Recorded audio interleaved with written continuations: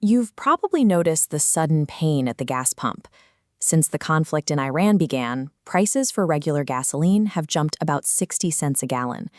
It is easy to think that the economic damage of an overseas conflict stops the moment you finish filling your tank and drive away. But fuel is the invisible ingredient, structurally baked into the price of literally everything we consume. To understand why, we have to look at the Middle East, specifically a narrow strip of water called the Strait of Hormuz. Roughly 20%, or 1/5, of the entire global oil supply is currently being restricted from passing through this tiny choke point. The flow of sea traffic has been severely choked off by naval forces actively patrolling these critical waterways. This distant bottleneck directly threatens the fragile budgets of middle and lower-income households, who are finally starting to recover from years of severe inflation. Crude oil cannot be used by itself. It must be broken down into refined byproducts, specifically diesel and jet fuel. As this chart shows, the cost of diesel spiked by $1.07, hitting $4.81 a gallon early in March.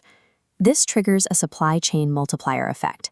Think about how a single product, like an apple at your local grocery store, actually gets to you. First, farmers rely on diesel to power the massive, heavy equipment required to grow and harvest all those crops. Then, that same expensive diesel fuels the freight trucks that haul those goods across the country, from vast rural agricultural hubs to densely populated urban centers. And diesel is exactly what powers the heavy construction machinery used to build and maintain the grocery stores where you finally buy that food. This bar chart shows how the service sector is taking a similar hit. Jet fuel prices surged 64% in a single month. Looking at this breakdown, fuel accounts for about 1/4 of total operating costs for global airlines. Airlines operate on tight margins, meaning they cannot simply absorb that kind of financial blow. Those costs are virtually guaranteed to be passed down to travelers through more expensive tickets. An energy bottleneck halfway around the world mathematically forces domestic logistics, agriculture, and travel sectors to raise their prices at the exact same time, driving widespread inflation across the entire economy. Despite the localized pain you feel at the pump and in freight costs, the global price of crude oil is currently hovering under $90 a barrel. This dial tracks the current price, but economic forecasters are closely watching a specific breaking point, the $130 a barrel threshold. If oil hits 130 and stays there, economists warn it has the power to drag the recovering U.S. economy into a recession.